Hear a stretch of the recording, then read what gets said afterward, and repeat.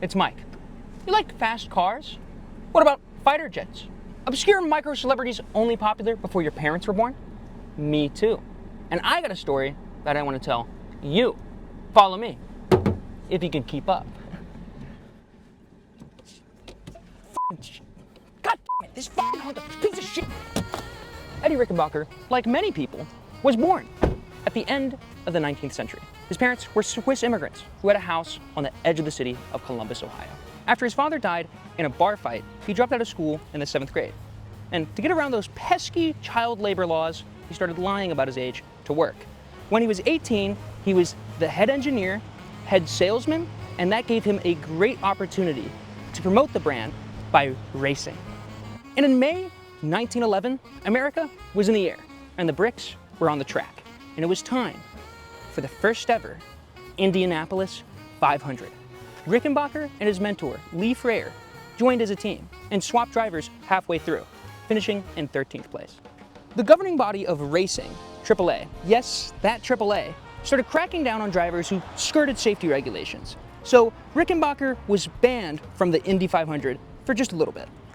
In these early days of motorsport racing, the sport was obviously incredibly dangerous. And by reading his autobiography, I was kind of surprised of how Rickenbacker described some of these tragedies in this very expensive sport so laissez-faire like. Like in this. In 1913, in Sioux City, Iowa, a race for $10,000 that any of these drivers would do anything for. Roaring around the 2-mile oval, we soon gouged ruts in the surface. Never had I felt such vibration. My arms grew numb from trying to hold the wheel steady. But I still kept the accelerator on the floor. T.C. Cox, another driver driving an Ogden special, had to let me pass. But another car was coming up fast, and Cox cut back across in front of me. I wrenched the wheel hard to the right. My little Mason skidded sideways, and my left front wheel hit his left rear.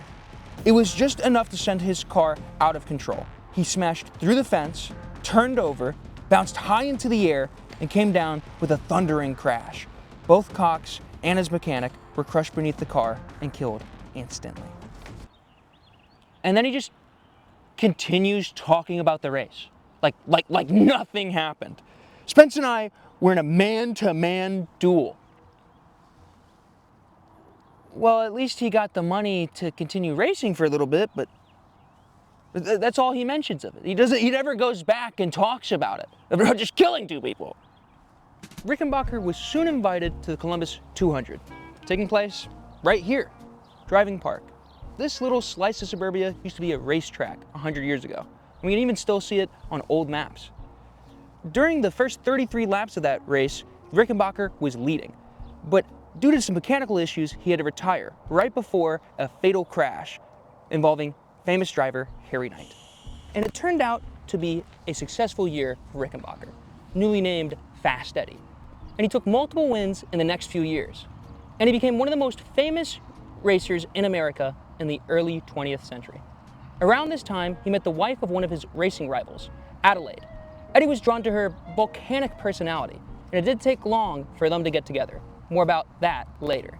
Fast Eddie was hired to help develop race cars in England, where he was arrested as a potential Prussian spy. See, a newspaper article made up a story claiming he was Baron Rickenbacker, the disowned son of a Prussian noble. And by now it was 1917, and tensions in Europe were just a little bit high, and he was still being watched as a potential spy even after he returned to America. So he decided to anglicize his name, changing it from Rickenbacker to Rickenbacker.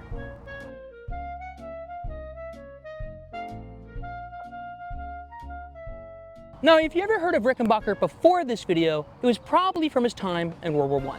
You see, after the Zimmermann telegram stunned the Western world by revealing a plan for Germany to team up with Mexico in a war against the US, Rickenbacker published his grand idea.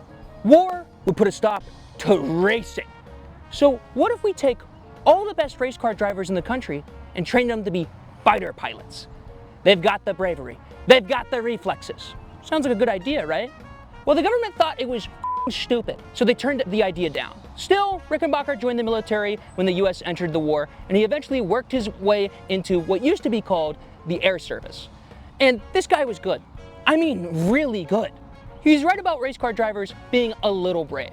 And we could make a video longer than H-Bomber guy talking about erasers or some shit about Rickenbacker and his service in World War I, but it's already taken us 2 years to make 3 videos, so I'm not gonna push it. Long story short, in 6 months, he managed to win 26 dogfights over France, which was the record until World War II. By the end of the war, he was a national celebrity. Everybody knew his name. And once you're a household name, all you have to do is start selling it. This is where it gets interesting. After getting a loan, Rickenbacker started a company making cars of his own, the Rickenbacker Motor Company. He designed the car with a team of engineers, making a sporty, high-quality, but mid-priced car that sold for about $1,500 each. One of the main selling points was a modified crankshaft that reduced vibration, making it quieter and letting him advertise it as a car with a better radio. The hippest pop stars of the time celebrated RMC cars with songs like In My Rickenbacker Car, written by Leo Wood. But it all came to a screeching halt when they introduced a feature from one of his race cars. 4-wheel brakes, now normal on road cars, was an expensive and unnecessary addition to Rickenbacker's cars. Along with negative media, sending them out of business within a few years, at least he got to drive his Rickenbacker Model 8 as the Indy 500 pace car for the year. Because he was the founder, Rickenbacker was left with over $250,000 of debt in 1927. Luckily, the very same month the RMC went bankrupt, Rickenbacker took another leap to purchase something small from a friend. An investment, you could say. Any idea what it was? Exactly. He bought the entire Indianapolis Motor Speedway. You know, this thing, you know, that thing. He was convinced that his salary and public opportunities would be enough to bring him out of debt. It also let him be the official pace car driver for the next several years of the Indy 500, which is a fantastic bonus. He actually made a lot of improvement to the IMS, many of which are still visible today, like space for more grandstands, media capabilities, at the time it was just radio, and much improved marketing. He owned IMS until after World War II, selling it to Holman and Company, whose family still partly owns it today. And this time, I promise, this is where it gets interesting. In 1939, the world was at war, again, for the second time in under 30 years. Although initially being isolationist as a part of the America First movement, Rickenbacker soon became one of the few American celebrities who tried to rally World War I veterans to help England fight before Pearl Harbor. 6 months before Pearl Harbor, he held a final Indy 500 before closing the Indianapolis Motor Speedway to conserve gasoline and rubber for the World War II effort, a year before the US banned auto racing altogether for war rationing. He was convinced that the US would soon join the war effort, only to be proven right in December, when the attack on Pearl Harbor dragged the United States into a war being fought once again on the other side of the planet. For a while, he was shipped around to military training bases as an effort to boost morale and inspire pilots, but his expertise were soon called to the skies once again, as he was set on the tour of the Pacific Theater. Just a few months after being a normal racing track owner, Fast Eddie boarded a poorly prepared B-17 and took off to a refueling stop on Canton Island. Their equipment? Bad. Their weather report? Wrong. Bad luck and worse preparations sent the crowded B-17 barreling hundreds of miles off course. Quickly running out of fuel, the pilot was forced to crash into the Pacific Ocean. Now, Rickenbacker was a pretty major celebrity at this point. The crew of 8 men stranded at sea were pretty sure they'd be rescued pretty quickly. But they ran out of food after 3 days. They floated adrift at sea for 24 days. The only thing they ate was a bird that landed on Rickenbacker's head and a few fish they caught with their hands. One of the men drank seawater and died after 2 weeks of floating thousands of miles around the Pacific. The Air Corps were ready to abandon the search after just a few weeks, but Eddie's wife Adelaide demanded that they keep looking, and they were eventually rescued. Eddie rested for a few days, saw his family, and then continued traveling around the world for almost like another year. This guy is nuts. In the years previous, Rickenbacker became something of an entrepreneur. His own line of cars, a place to race them, And he even got into the new airline business, starting Eastern Airlines, specifically designed to serve the aviary needs of the southeastern US. And it was actually pretty successful. 2 years after the start of World War II, he flew to Birmingham in the UK for a meeting which would hopefully be the first step in providing flights across the Atlantic. His return flight was on a DC-3, taking him from Birmingham to Atlanta, Georgia. The pilot mentioned before takeoff that the weather in Atlanta was looking kind of rough.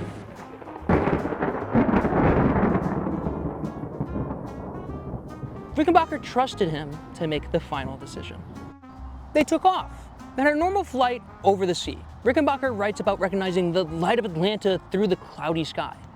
The pilot put his left wing down to make a sharp turn into the runway, when suddenly they all felt the left wing scrape the trees.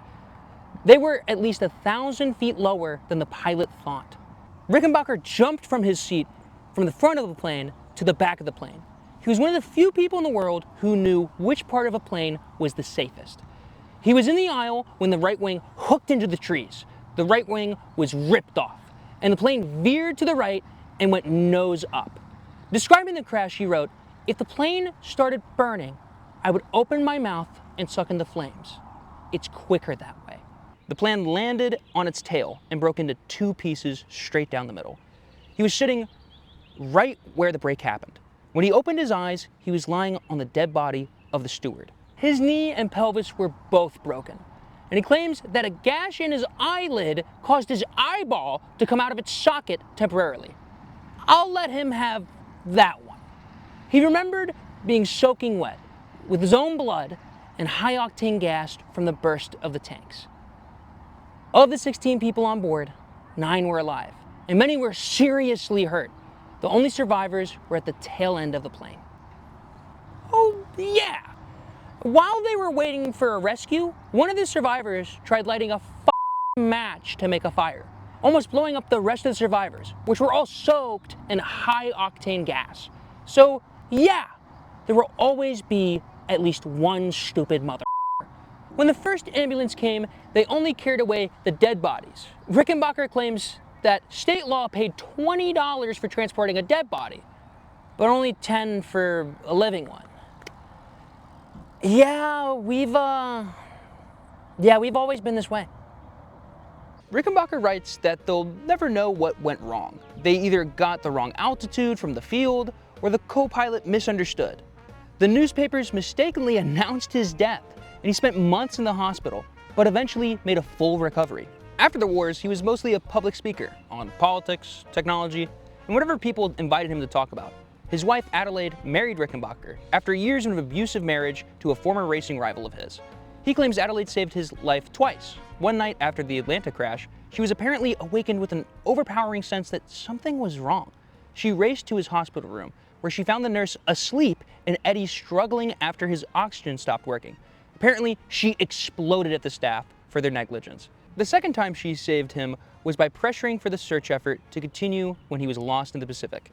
From the evidence we have, it really seems like a beautiful relationship. When she started going blind later in life, he took her to Switzerland for her treatment.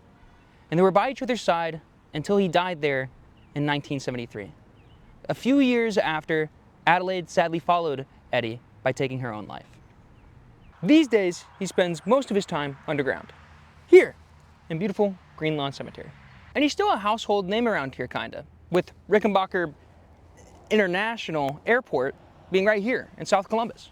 His house is still where it was built, on Livingston Avenue, now serving as a museum and community space.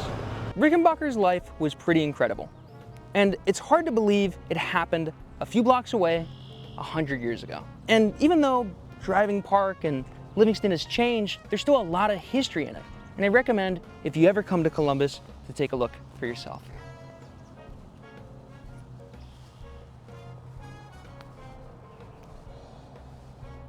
Hey guys, thanks for watching the video. We love putting out this content for you guys. We worked super hard on this one, not just me, but like Gage, Emerson. We love putting out these videos. We're also gonna start a Patreon, so if you wanna chip in a couple dollars, buy us a few beers, that'd be a super great help. I also wanna give a big shout out to my father, Todd. This video idea wouldn't have happened without him giving him the recommendation. And if your dad wants to comment below what he thinks we should do next. My dad's smarter than your dad, so shut up.